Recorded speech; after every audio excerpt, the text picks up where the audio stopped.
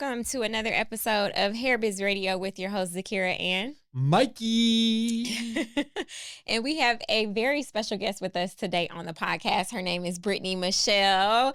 Welcome. Thank you so much. Absolutely. She is a beauty business mentor, a beauty pro, as well as a texture specialist. And we are going to get into the nitty-gritty of her story, tips, and tricks, and everything within the industry that she has for us today. So let's go ahead and dive in. We kind of been cackling before the podcast in the studio, so we are ready to get to it. So how are you today? I'm doing so well. I'm so happy to be here. Awesome. Thank you for having me. Yes. You know what I like about her that I learned is she flew in to Atlanta from Fort Lauderdale just for the podcast. Yep. And that's you know, this is gonna be a special one. Absolutely. That's showing like dedication to her growing her business and getting the word out. That's pretty exciting stuff. That's something I would do. So I feel you on that. Thank you. That's just, it's great. So Definitely. it's a real one over here. Yes. Okay, so let's get started. How did you end up in the beauty industry? Because I know we were talking before, that wasn't like your first thing that you were going for. So how did you even end up in the industry? Wow. Honestly, the beauty industry, I feel like beauty has always been a part of my life. It's just really, it got into me. All my life growing up, I was just always really great with hair and just beauty in general. I was doing hair in middle school, high school, in college. I was like taking clients in the dorm. So I've just always really I've had a knack for it. And honestly, I just know it was God's will, because when you realize that something is God's will for you, there's just an ease and a certain flow about going in that direction. And that's really what it was for me. So I love the entrepreneurship at a young age. Yeah, for sure. In dorms, doing hair. Did you do it in high school as well? I did. Middle school, high school. Wow, yeah. And then I have two younger sisters. So Okay. I was just the one who knew how to do hair, So, but I never really, for a long time, I didn't really look at it as, like, when I get older, I'm going to be a hairstylist. No, it was just something I knew how to do. And so, yeah, like I, went to school for broadcast journalism, and I had like what my plans were. And then, but, the beauty industry just was always calling me. It was just always this like open door, and this, I just knew within me that, okay, I need to do this. So it actually started when I decided to go natural in college. Okay. Embrace my natural hair. When I started doing that, I started documenting it on social media, and I started sharing before and after photos, because I was still kind of taking clients in college. And it just, every time, like all roads always led to hair. Yeah. No matter what. Like, I was an intern for this like celebrity gossip site, like this magazine, this online magazine. And I was doing these things for journalism, but like hair was just, there was just this ease and this flow, and it just kept calling me. So anyway, long story short, while working, like doing things journalism related, I was still posting on social media hair related things. So someone reached out on behalf of Carol's daughter at the time. This was so many years ago. And was like, we would love for you to come to New York. Well, first she was like, are you in New York? And I was like, no, but I'll travel. And she was like, we would love for you to host this event. And it was an event for Carol's daughter. And that kind of it was a little bit of a turning point for me, because it went from, this is just something I'm doing, to like, actually this, okay, God. Like, so I flew over there, and I was a host for this natural hair event for Carol's daughter. And I got there, and it was just amazing. This sea of women with natural hair just looking to gain some inspiration and some insight on how to go natural and how to embrace their natural hair. And it was at the height of the movement, the natural hair movement. And so I was there, I was teaching, I was speaking, and You were in your element. That's exciting. Yeah. And that was my first time in New York. Oh, that was a big trip right there. Because New York's got that energy. Yeah. You just show up and you're just like, whoa, this is a different place. Yes. You go into this event with energy. I mean, that's probably a life-changing experience. For right sure. It was. It actually was. And I came back with my mind renewed, and I just had a conversation with God, like, okay, I see, I feel, I know that this is what you want me to do. You want me to go in this path. Let your will be done. Like, I really just had a whole prayer conversation with him. And so I said yes to that, because me saying yes to that was also saying no to what my plans were. Right. So it was like letting go and just like letting God lead, basically. So then I decided to go to cosmetology school. I was like, okay, if I'm going to do this, because I want to travel, I want to teach. It's not just really about the hair. It's about this movement that's happening. Mm-hmm. So I want to go to a great school. I want excellent credential. Like, I want to do it at a high level.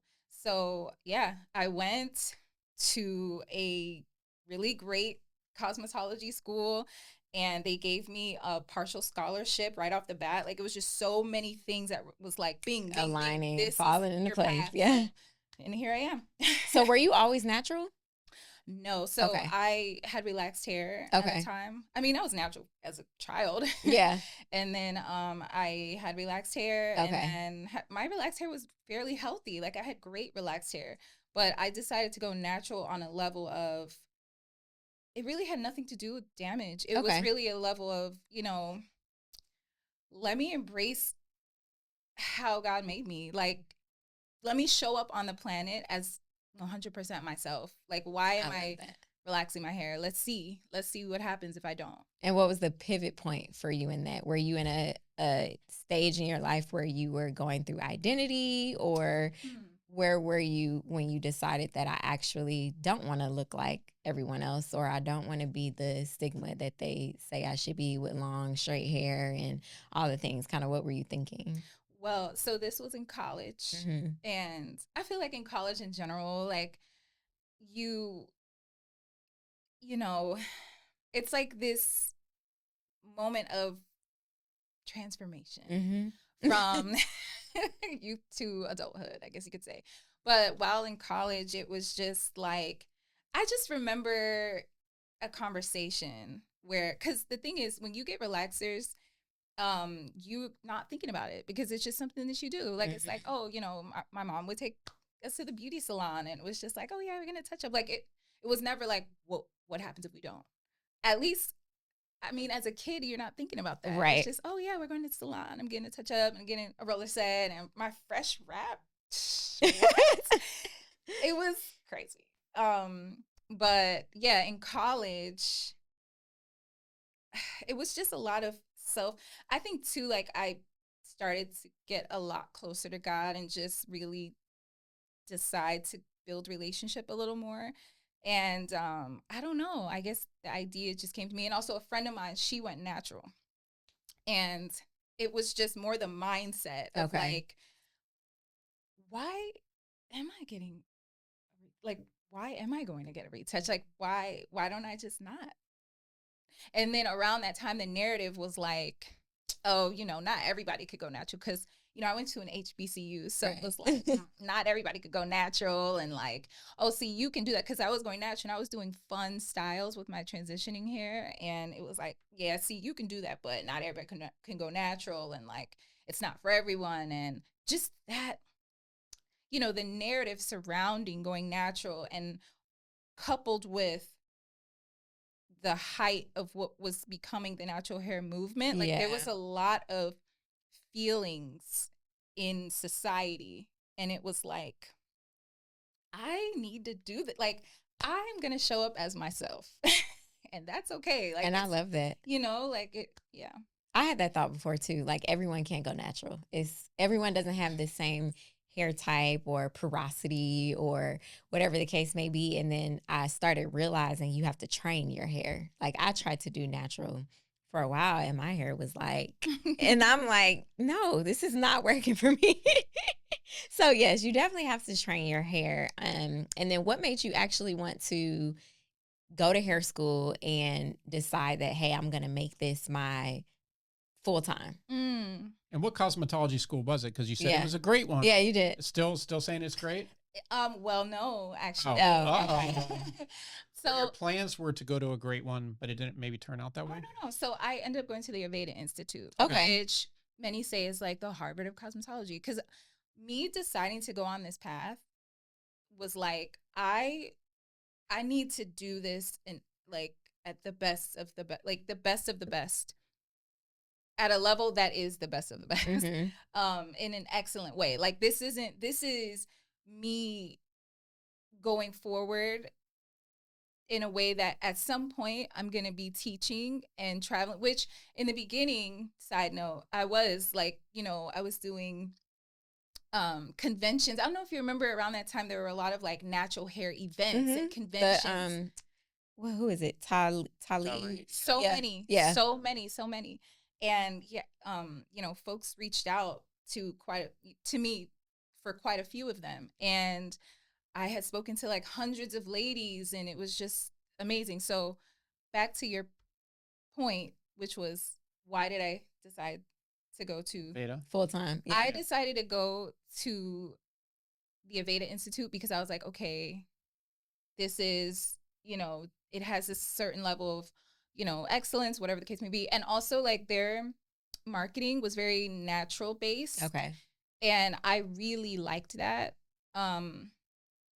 Because as a natural, like I was very in tune with using natural ingredients and just let me use, what's already provided on the planet, like aloe vera, like these things are so good for our hair and our skin. And so I liked that they were kind of in alignment with me on that. But after going, I realized, and it wasn't just Aveda, but when I went, I realized that there was just this huge gap when it came to education for texture. Like it was like, I could have told you that. No, yeah. but that's a common narrative just from all the years that is very hard to find. But it was wild because it's like, imagine deciding to go to Harvard or Yale for school. You go like because you're really gifted in a certain, area or field, you go, and they're not even teaching about it at all. Yeah. Like, this is supposed to be hair school, and you're not teaching about a certain hair type. Right. So in my opinion, I was like, this has to be a joke. Like hair school, you need to teach about all kinds of hair. Right. And it was just this loud and just like empty gap. And it was like, oh, well, this is the norm. And it was crazy because I went having this background and this like knack for texture. Like it was, I kind of already know, but I'm going to sharpen my skills even more, And there was none of that. Like in the curriculum, there was nothing. Actually, what was mentioned was like how to straighten natural hair and like chemical relaxers. And it was so surface. It was crazy. And I just remember like getting to a certain point at Aveda where you have reached like a higher level, like they call it masters. And I just remember like at that time we were able to take guests, like paying guests and do their hair. Every time a guest with textured hair would come in, they would just give him to Britany. And like my, peers would be terrified of textured hair. And I remember there was one time, and again, this isn't just Aveda. I realized that there was a void in all cosmetology schools. Absolutely. But it was just so disappointing having gone. But anyway, I just remember a specific incident where I was working with a guest and she had become a regular with me. And she had beautiful textured hair. And during an appointment, she was saying how for the next appointment, she wanted to do this particular style because she had found out that I knew how to do it. And I was like, yeah, of course I can do it. I was going to use Aveda products and I was going to, do basically a twist out on her, but that they don't teach twist outs. But, I had done her hair color and I did her haircut, which also wasn't taught. I learned to cut textured hair based off of cocktailing in my mind. Like, okay, what you taught me for straight hair, I'm going to apply it for texture. So I had colored her hair. I had cut it. It was like primed and ready for this style I was going to do, twist out. And I needed a hooded dryer. So I was like, no worries. Like, next time you come, I got you. So I knew when she was coming that day, I brought my own hooded dryer from home. So when she came because in, they didn't have hooded dryers. correct, they did not have hooded dryers in cosmetology school.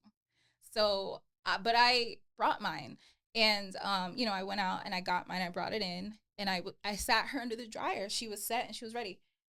Do you know that one of my educators came to me and was like, "You need to pack that up and put it away." So I had to take the paying guest out from under the dryer.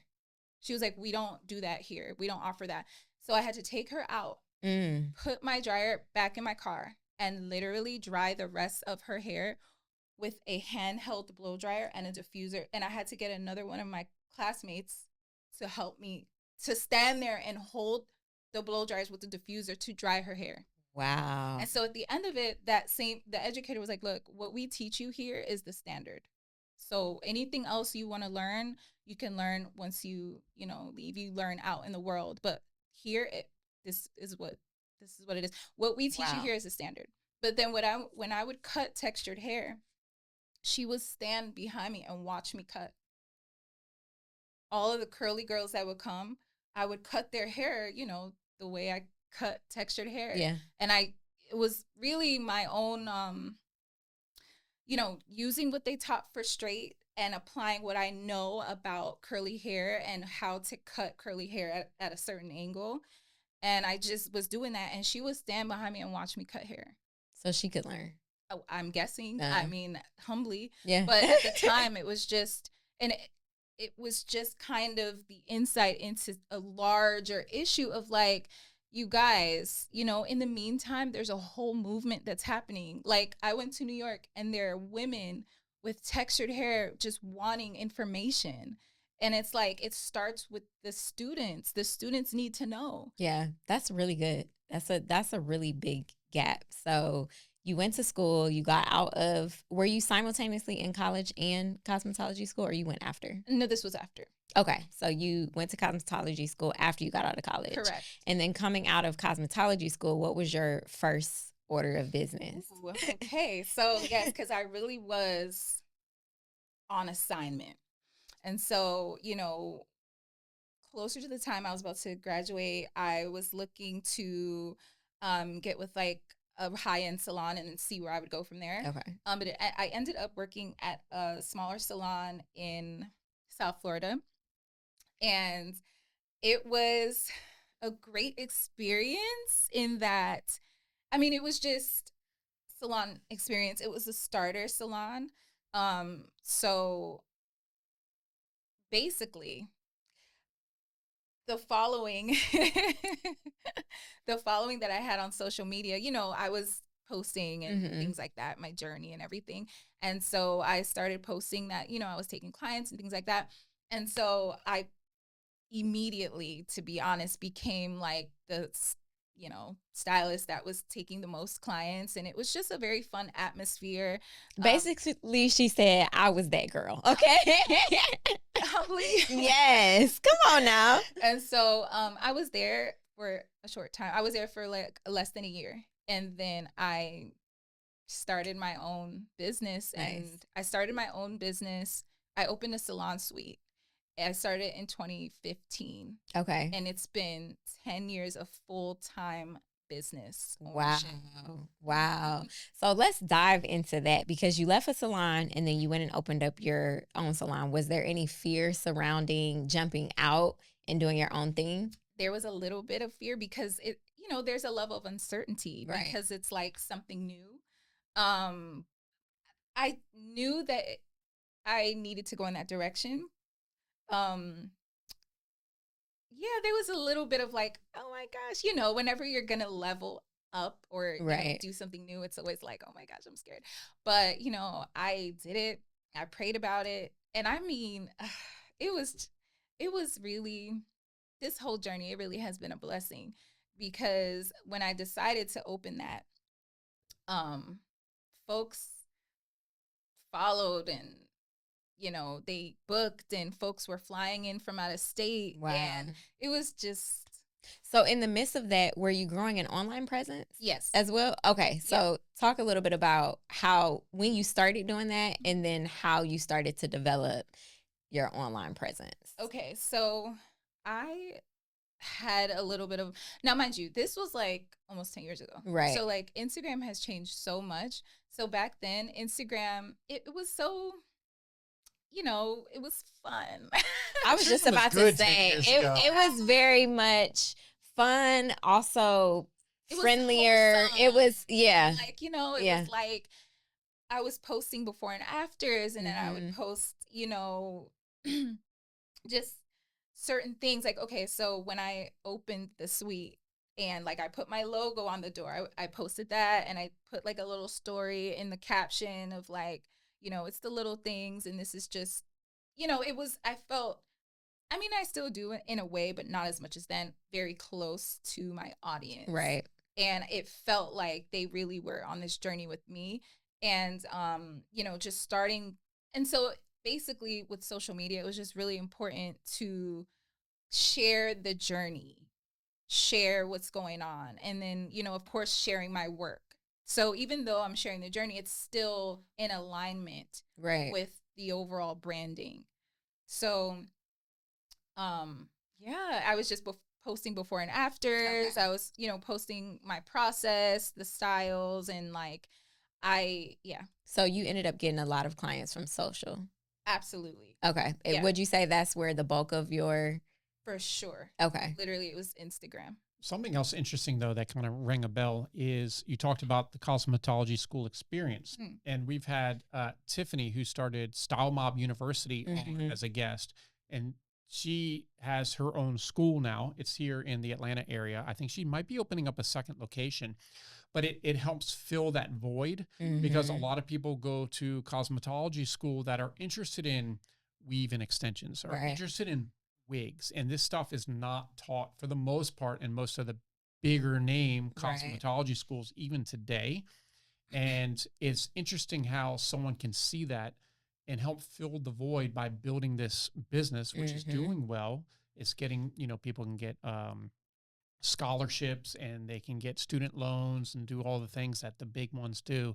So it's interesting how that somebody entrepreneurial can take that, see that, fill that void for people that are looking for that. So it's pretty exciting that she did that. I'm proud that she was on the podcast. For sure. I think that is awesome. But I also want to say too that teaching, with teaching extensions and wigs and weaves is completely different from it is teaching natural hair, because it's like teaching natural hair is like a basic fundamental where it's like you need to know how to style, cut, and color hair that grows out of someone's head without completely being lost. No, more so it's like that whole sector, not only the wigs, weaves, and extensions, but natural hair, like most of that is not covered. Yeah. Still covered in a lot of the schools, and to be able to offer that is exciting for the industry itself, just for both the natural hair. It's funny because you talk about natural hair. I don't know. Do you remember when we owned My Natural Hair events? We had like the biggest natural, because you started talking about natural hair events. We used to own the website that had all the listings of natural hair, all these events. Oh, we were talking about events. It was huge. It was huge. Event happening every weekend. I, hosted one in Texas, and I did a big one in West Palm. It was like hundreds or thousands of women. I spoke at one. So I was there doing a live demo, and I was on like their panel, and I was speaking, and I was in my element, and it was just so great. And during that particular convention is where I met my chemist. That was a divine moment. Okay. So I met the woman who basically, she was a cosmetic chemist, and she formulated my first few batches of product. Okay. So amazing. That was like God. And what made you transition into products? Were you looking to diversify your revenue streams? So when I decided to like embark on this, I was always thinking of the consumer. What do they need? So these people that are coming in, I'm hearing their needs, and 10 times out of 10, I'm literally saying the same things all day, every day, because folks, they want to know what products to use. They want to know how to take care of their hair. They want to know these very specific things. And I need to have the resources. I need to have the supplies to give them. I need to be able to give them what they need. You know, if they need information, I'm going to supply that to them. If they need product, I'm going to supply that to them. If they want a little bit of glam and they want something different and they want extensions that, you know, closely match their hair and everything that they need, I'm going to supply that to them. I need to be able to provide for my customer.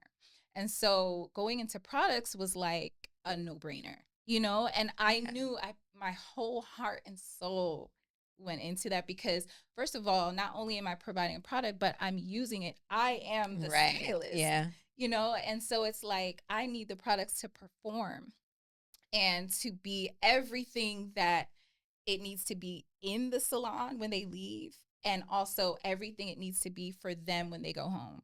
So it was a no-brainer because like I would do hair and then every time at the end, it's like, okay, well, Britany, what about the products? Like, you know, what products do we use? So when I, you know, while doing hair and everything in my salon suite, I was doing these events. And so when I met the cosmetic chemist, it was like, because whole time I knew that at some point I'm going to start a product line. I just knew in my heart and soul, I just knew at some point I'm going to start it, but it was a matter of how and when.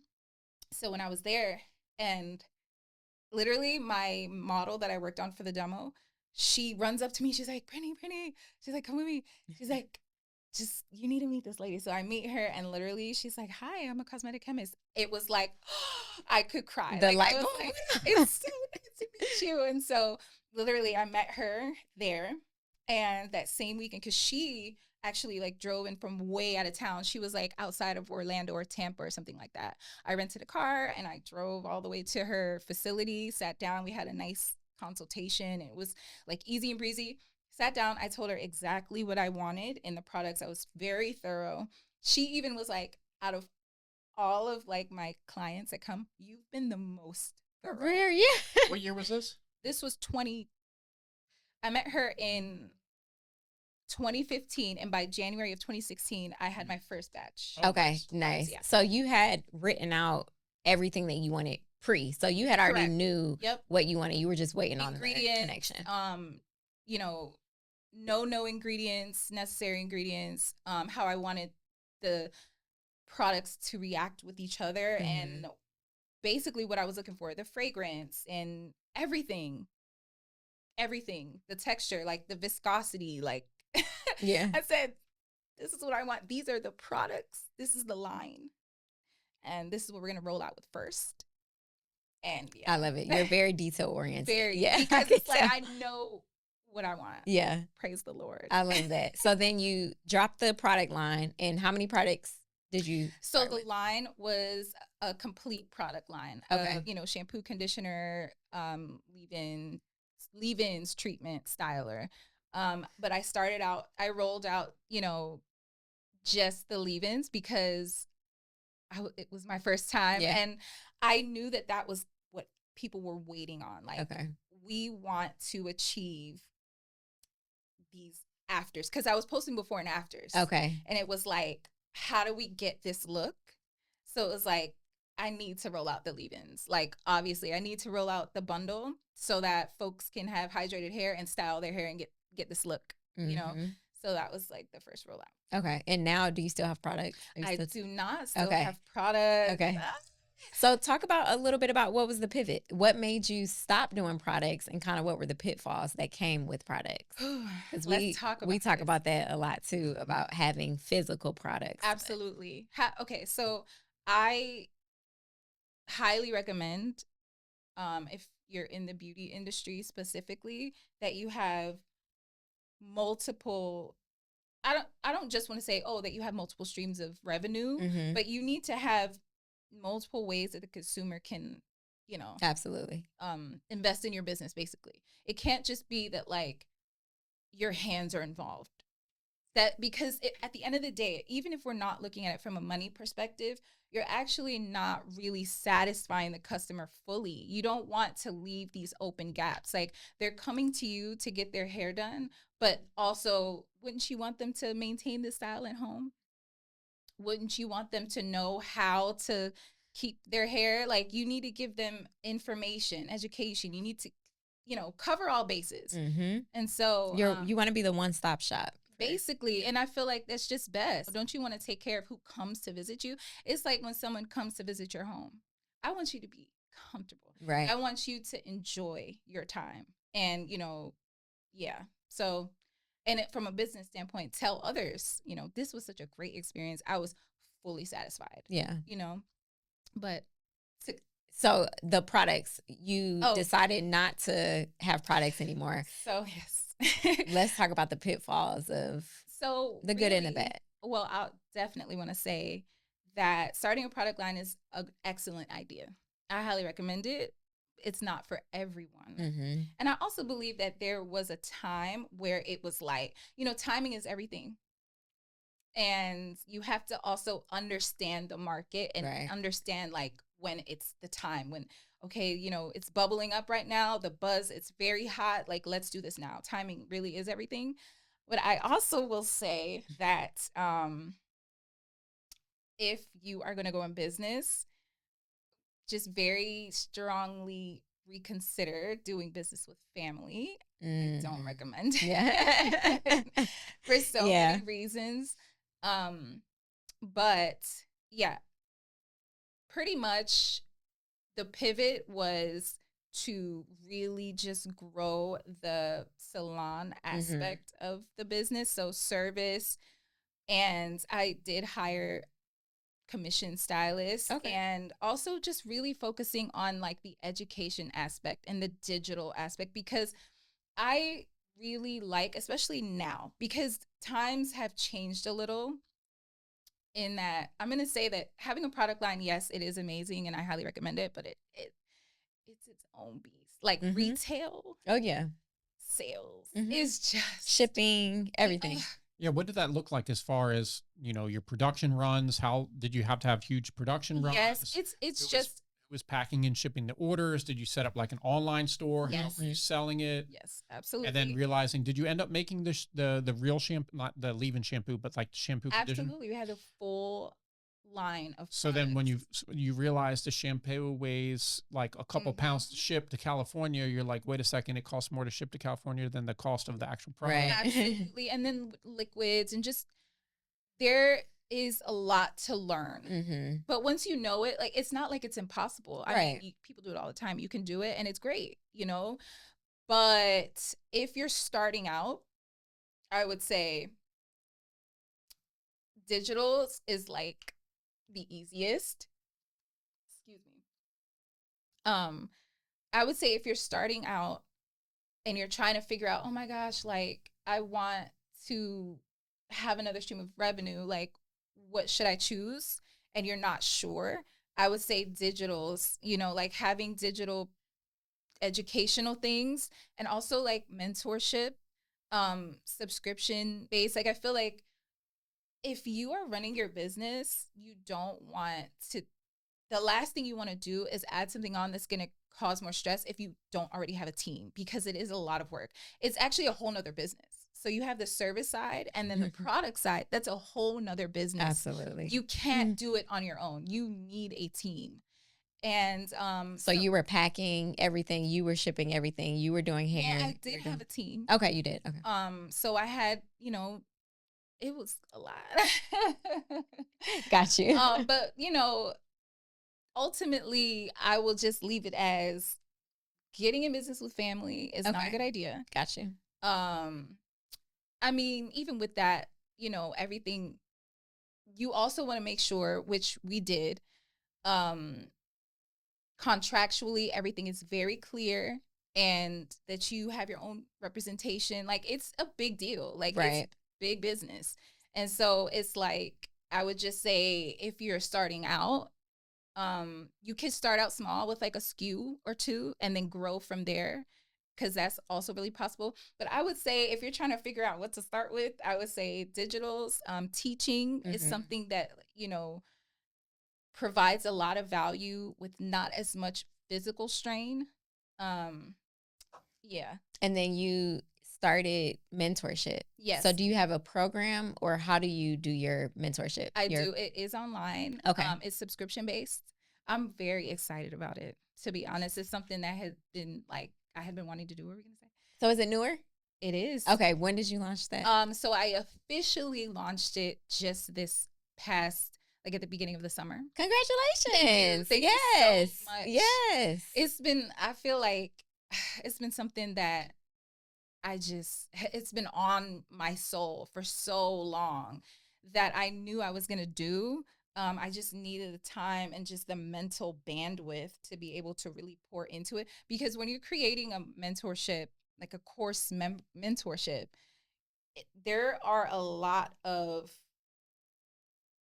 means of the education. Like it's like the video and the audio, and there's just a lot that goes with it, and you need the time to prepare this piece. Yeah.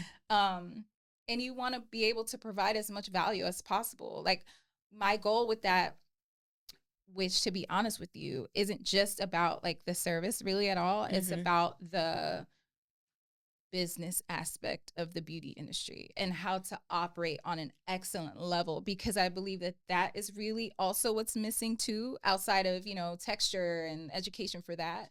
I just really believe that as a whole, the industry could really use some leveling up. Absolutely. We have that conversation a lot. Yeah. And it's really, it starts from the core of cosmetology schools. They're not really teaching and going in depth on how to run a successful beauty business. Correct. And just at a level of excellence too. You want clients to go to an establishment that's run properly, like with really good systems in place, like, customer service, and just have a well-run business. And so that really is my focus with the mentorship. And I'm having a lot of fun. Like I really love helping people to reach their highest potential.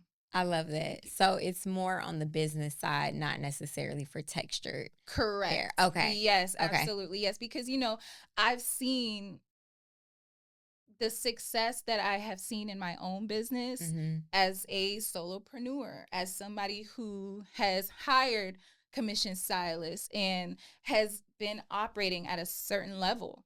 I've been able to see the fruits of that, just clients who trust you and will, follow you no matter where you go, will, fly in from out of state and book appointments same day, like their flights same day, come get their hair done and leave.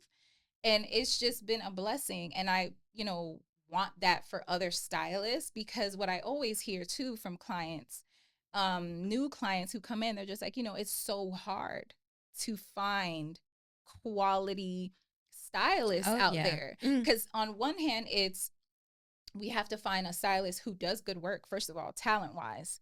And then even with that, we want a stylist that runs a good business. And both can exist. Yeah. I'm a true testament to that. You don't know who you're talking to, Miss Sakira over there. She's got plenty of I will get stores. up and walk out of an establishment if the service is bad.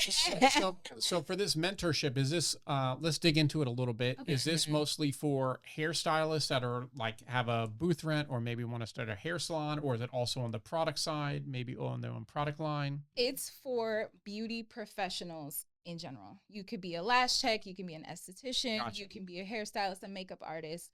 If you are someone who is aspiring or currently a licensed professional and you're wanting to take your business to that next level, like that you're talented, that you want to open a business or you have one, but it just isn't running at the level that you want, that's where I come in. Like I'm taking you to that next level. Of excellence. So it's like course format, has bunches, you said videos and audio and such. Correct. There are modules. Okay. So, you're going through the courses week by week, and there's one-on-one mentorship, via live video where we connect, and live Q&A. And it's like, I am very invested in understanding the need and then just giving you the answer, because I want you to see results. I want you to see the results because I have seen the results. It's been a blessing to be able to, like, 10 years of full-time business and just to have the time, the freedom of time to be able to travel and to be able to, you know, do what I love, but also just, it's just the ease of it, you know, and I feel like so many deserve to have that too. So is it a lifelong membership? Do they continue to pay, or is it more cohort based, or how do you? So I know that they're going to see results within 90 days. Okay. If they put in the work. Absolutely. Right. Yes. And I do hold folks accountable. I do that even with clients because, you know, I set goals for clients when they come in, because every client has some sort of a hair goal. Right. And it's like, okay, perfect. You want what, you know, what is your goal with your hair? Like, what do you want? And so we'll talk about that, and it'll be, oh, I just really want longer hair. I just really want A, B, and C. And I'll be like, okay, perfect. This is what we're going to do. Like, I'm very like, here's the blueprint. Strategic. And then every time you come, I can see what's going on. And then we kind of assess. And then, you know, you go back and you do what you need to do. And then it's like, I'm seeing you progress. I love results. And so that's kind of was like, okay, this mentorship is definitely something I need to pour into, because business folk, now I can really, because you could go hard on clients and be like, all right, look, I thought you said you wanted this, but with business owners, it's like, I am not holding, like, I hold folks accountable. And it's like, you said that you want this, because you know what it is, when you start a business, there's a greater purpose at stake here. This is really your livelihood. Like, a lot of people are sacrificing a lot to start businesses, or they want to sacrifice something to be able to have business and, you know, make money and have time and freedom. So it's like, okay, you really want this? I'm telling you that you 100% can have it. I have done it. I'm going to show you how. I already have the tools, the keys. I know what to do to get you there. It's really up to you. Yeah. And I think also that sets you apart when it comes to clients, because not a lot of people are treating being a hairstylist as an actual purpose or career. It's more of a transaction. So you go into the hair salon, you get your hair done, you pay, you leave. You may go to another hairstylist. Like, there's no commitment when it comes to that. So you being a stylist who actually sets goals for your clients and is like, hey, I need to see you every 2 weeks, or hey, I need you to be doing this at home. I think that sets you apart from a lot of stylists in the industry right now. Thank you. Anyway. Thank you. And I see that too, you know. I hear it from clients, and it's just, honestly, it just makes it that much more of a pleasurable experience in the salon too, because it's like, clients are happy when they see results too. And that also builds another like golden layer of trust, because it's like, not only do I trust you to make me look beautiful, but like, I really trust you because now my hair is at a place where it's never been my entire life. So now I'm bringing my sister here, my mother, my girlfriends. Like, it's bigger than just make me look cute. Yeah. And so you're still behind the chair. So clients are not gonna like to hear this. Uh-oh. Oh, exclusive. Exclusive. Expose. I, you know, am slowly stepping away to really be able to pour more into the business owners that truly need me. And you know,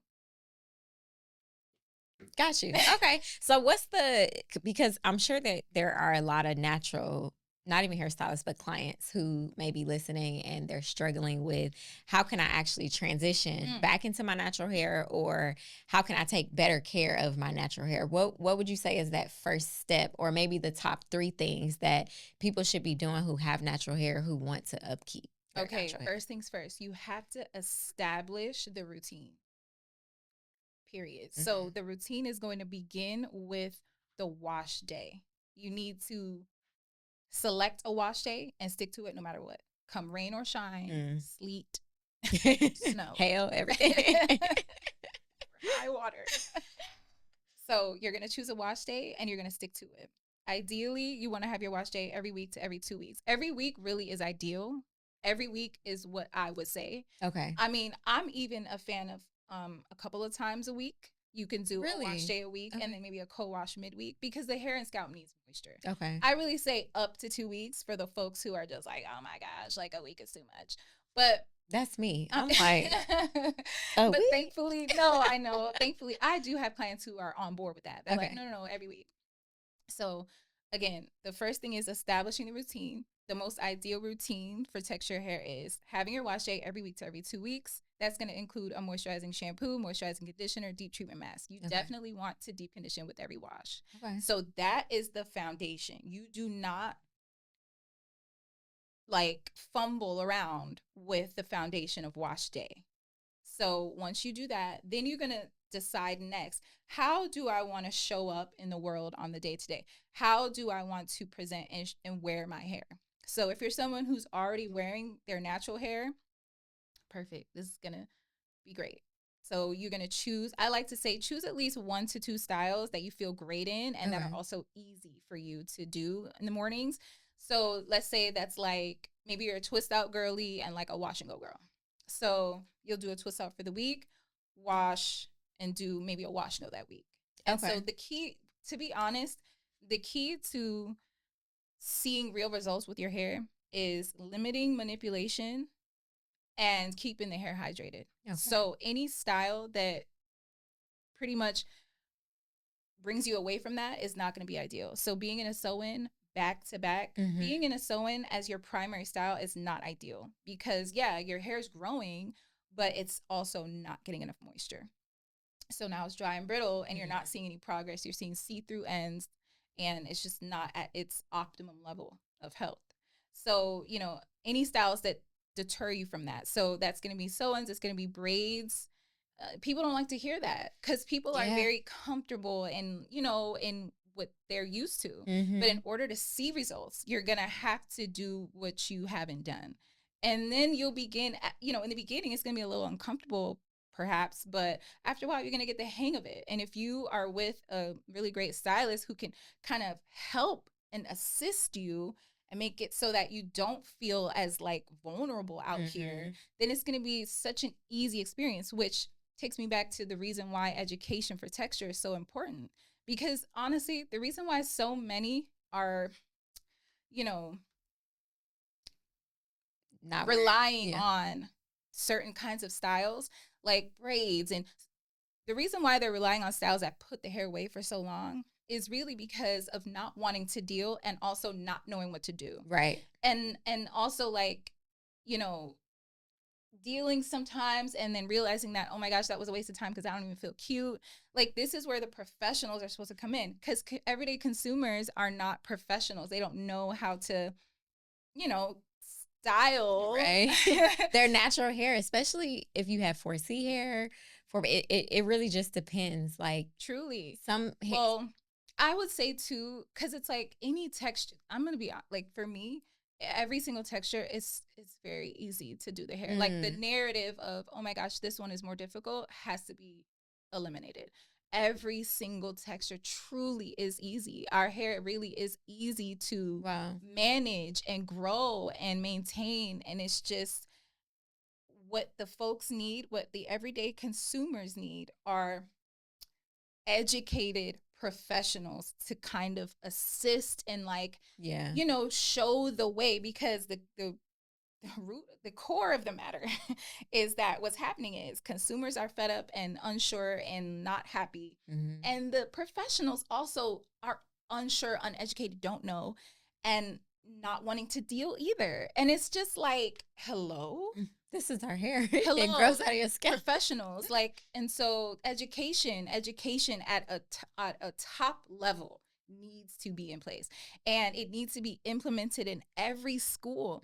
I should be, my dream, like if I was Martin Luther King, like I have a dream, is that, I will be able to go in anywhere on the globe, on the map. I can go into Australia, I can go into a salon in Australia, a salon in Amsterdam, walk in and ask for a blow dry and a trim on my natural hair, and it be no big deal.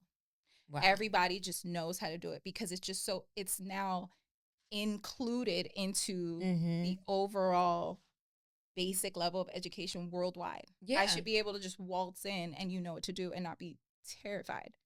And feel, like you were saying, included. I think that there is a really big gap between textured hair or African-American women who have a certain hair type versus, like you were saying, the standard at Aveda this is the standard. We don't even have hooded dryers. So the people who are the hairstylists, they're getting into the industry and they're taught that textured hair doesn't matter. And so, like you were saying, it starts from the root. So it has to start within the educational system where people are laying the foundation of becoming these stylists. Absolutely. Because, now, mind you, because that was back in 2015-ish.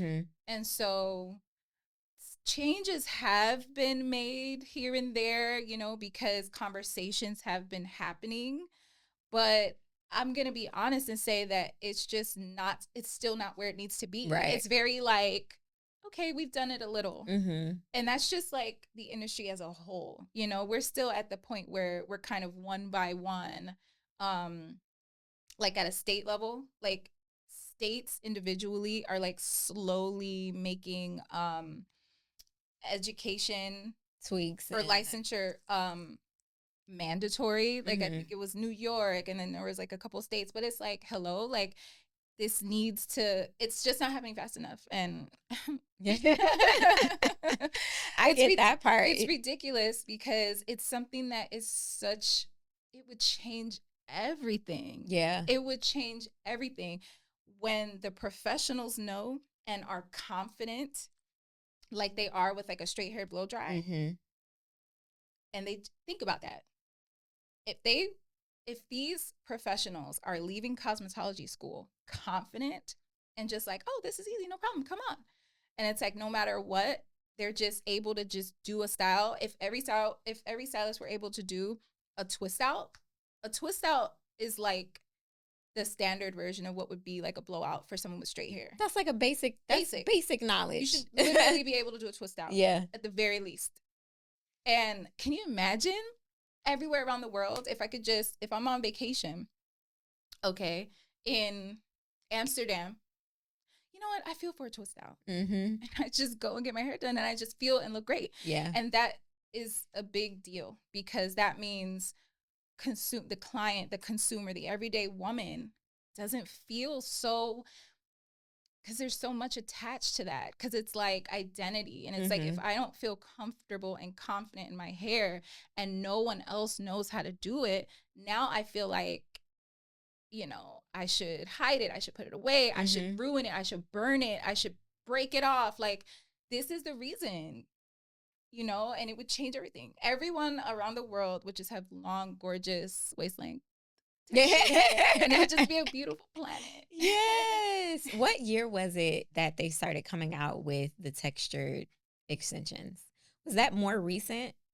No. Okay. We went in and out with those. So like even around 2015, 16, just like the 4C clip-ins and stuff like that was, picking up in popularity. And we really started doing a lot more over the last few years because some of the textured hair brands, we may or may not be the back end of their brand for supplying that hair. Yeah. But I think it's just the evolution of it over the last 10 years, it continues to be popular. Just if, people can wear their natural hair, but then just want some extra volume. Right. Correct. Because that's another like thing. Clipping it in real quick. The biggest mistake, I think, and I'm not a hairstylist, by the way, but like I said, I have a lot of product knowledge, especially with different types of hair, was trying to do, and I'm still not a fan of it, even though people want to buy it, fine, whatever, but like the tape-ins for natural hair, I don't it's really doesn't make sense to me because of the type of curl, and you're trying to sandwich this tape together, and the curl's gonna do what it wants to do, which is curl. Yeah. And it just never made sense. It was hot maybe 2 years ago. I think it took a year for people to realize, like, what the hell are we doing? Yeah. You know, like there's so many other better solutions than tape ins. But other than that, like the clip ins and some of the other stuff, I think is great.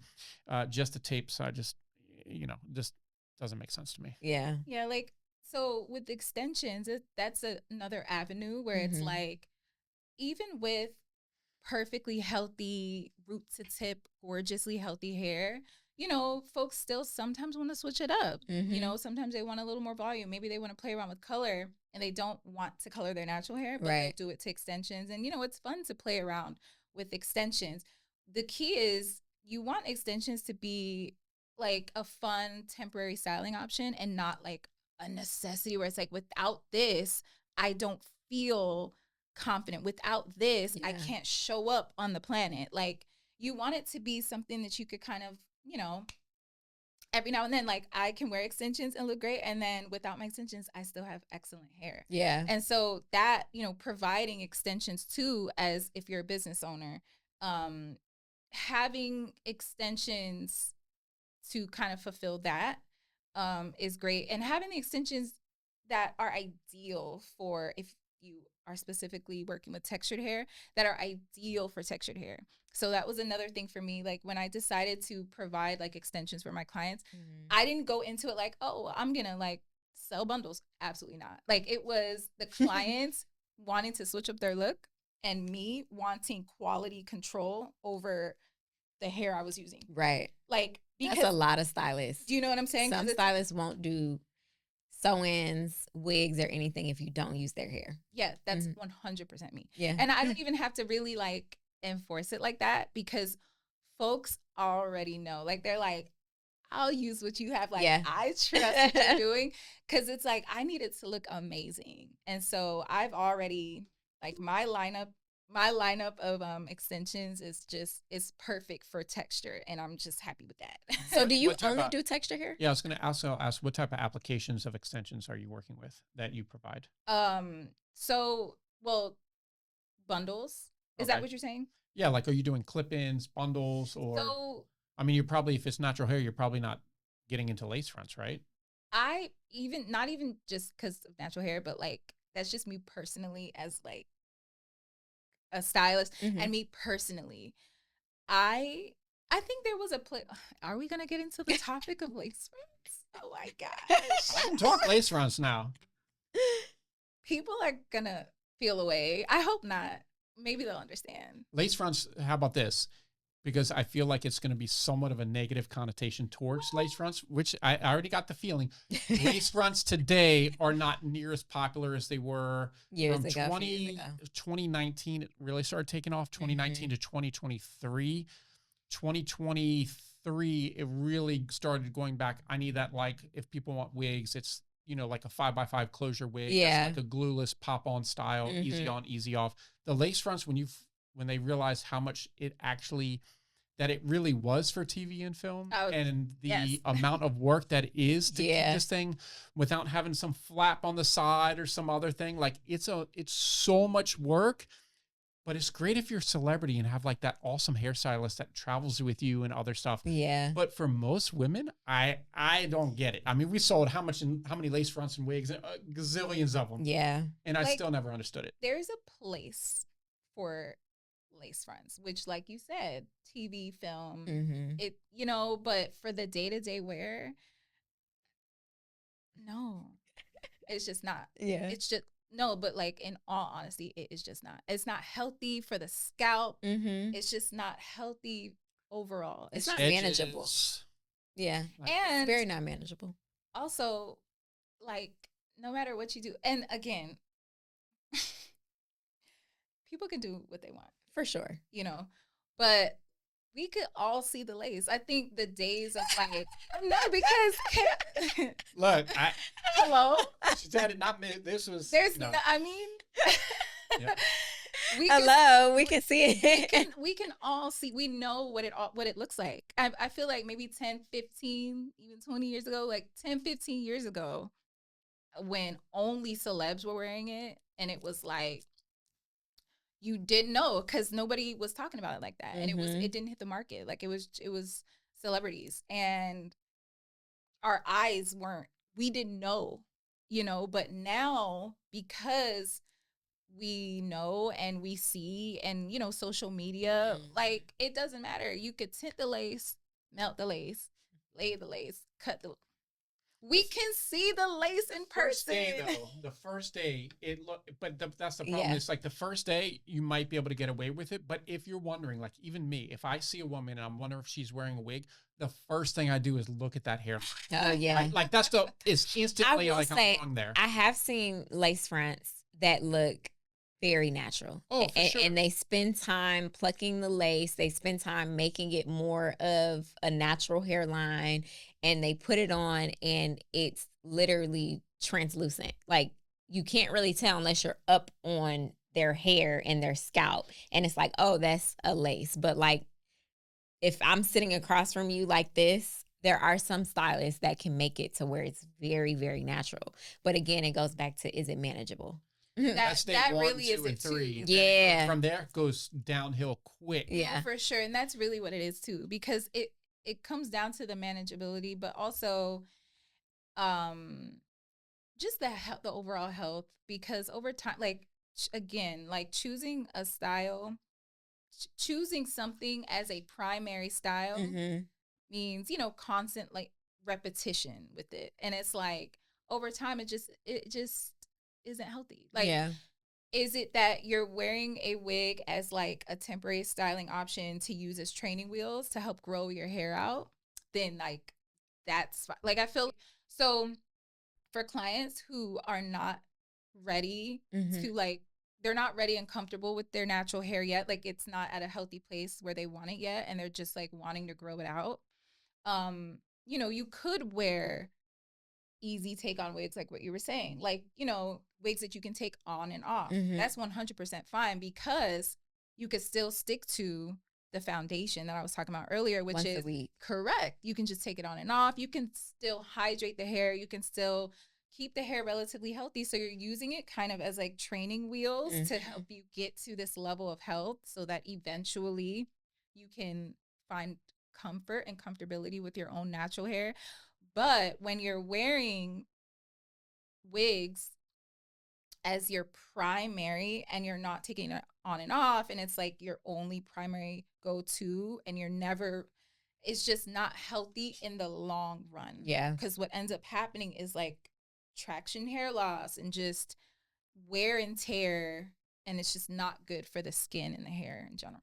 Yeah, there's a lot more education now about hair loss, traction alopecia, right? With constantly braiding and pulling it out. It's just slowly, you're pulling out one follicle at a time. You're losing. That's how you're going to start getting these bald spots. It starts causing a lot of long-term issues.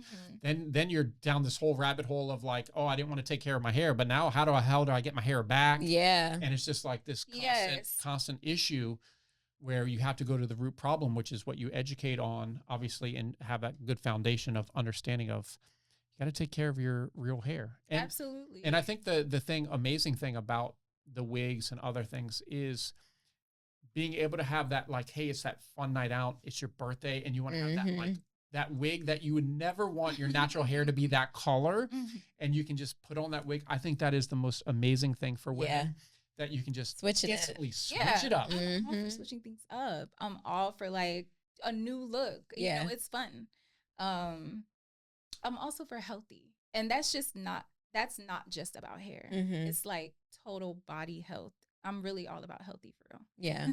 So for your clients who are natural, maybe someone just comes to you and they have damaged natural hair. How long would you say it would take for them to regain their healthy hair back? It would depend on where we're starting with them.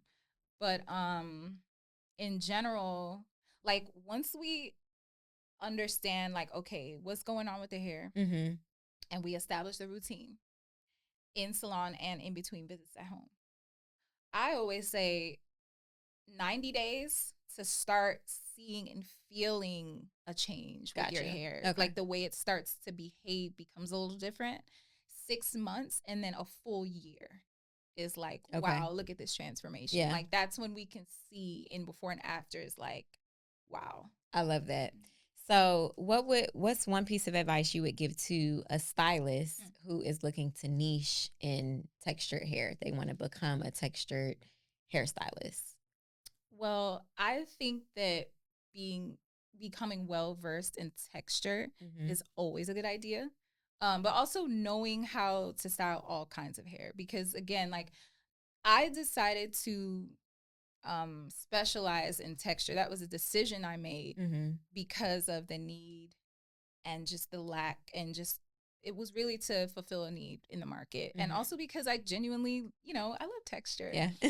But I also am very well versed in every other type of hair. I mean, I could do a mean blow dry. And also just,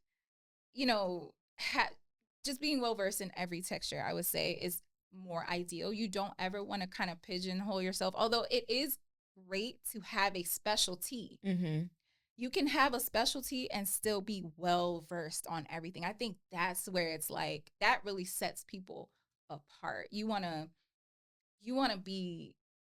set yourself apart in that way. Like, yeah. I love that. Because if you just specialize in the one, but then, you can't do other things. Like, what if a client comes in who doesn't necessarily have texture? That happens too. Like, I have, straight haired folks just, oh, can you do? And yeah, I can just easily, you need to be well versed in every texture, but that goes for every single hairstylist. Yeah. You can be well versed. You need to have the basic knowledge on all textures, but like having a specialty is also really great. I love that. And then as far as a piece of advice for that young lady who is struggling, she's just coming into her identity. She wants to go natural. She's really scared. What is one piece of advice or encouragement that you would give them? If she's wanting to go natural and she's scared, Yeah. don't be scared. Your natural hair is so gorgeous. And just with consistency and care and, just doing the right things for long enough, you're going to not only like really love your hair, but you'll also feel so comfortable, confident, attractive, and it'll just begin to compliment you. Like as it starts to grow in and you start to get the hang of it, just take it a step at a time. Definitely establish your routine and stick to it. I think that's another thing, is that folks fall off. Yeah. Because they're expecting like immediate like I just washed my hair. How come it's not thicker? Yeah, it's like you got to stick to this routine for a good year. Yeah. To see, incredible results. I mean, in 90 days, you'll begin to feel a little difference, but 1 year of straight up consistency and you'll see it. And that goes for everything really across the board. I mean, if you're consistent with your nutrition and working out, you're going to have an amazing body, same thing with hair. I love that. Is there anything that we didn't touch on that you wanted to make sure you talked about? That's a great question. Well, I guess all in all, I just want to, express that one, more professionals do need to know about texture for sure, but that needs to begin at a educational level in all cosmetology schools. I think that is something we need to push the conversation forward in regard to that, because it really is lacking and it's going so slowly, and it's like we really do need to implement that so that all professionals know what to do and aren't scared and just like, oh, I don't know how. Another thing is, the level of professionalism in the industry as a whole. We do need to, be a lot more vocal about that as well, helping to kind of level the industry up in that respect, as far as just how to run the business at an excellent level, customer service systems, and just, just have a basic standard in the industry of excellence where there's no such thing anymore as, oh, well, these hairstylists. And Yeah. no, it sounds like you're the one that's supposed to lead this thing. Hey, you heard it here first. That's what it's giving. It's giving that. I love it. I love it. Thank you so much. Absolutely. Where can people find you? Online, offline? Yes, you can find me online at britanymichelle.co. On social media, it's Britany Michelle Pro, and it's spelled BritanyMichelle Pro. You can find me on Instagram, TikTok, YouTube. It's Britany Michelle. So yeah. Awesome. And make sure you guys check out her beauty mentorship course. It is available online on her website, and we'll also put it in the show notes so you'll have the link to access that as well. But it has been amazing hanging out with you in the studio today. This was in Atlanta. This was a very, very informative episode. I absolutely love what you're doing with the textured natural hair industry. And I love that you said it's a gap and that it needs to be filled. And I am very confident that you are going to continue to do the work to make sure that everyone is being acknowledged. Thank you. Absolutely. So I love that. Mikey, anything before we check out? No, great episode. Continue to learn. That's why we do this, and hopefully get more of this important education out there. Awesome. So make sure you like, comment, and subscribe. Check out the show notes for our guests that we had today. If there's any guests or topics that you want to hear from, make sure you email them or leave us a comment, and we will be back with another episode soon. Later.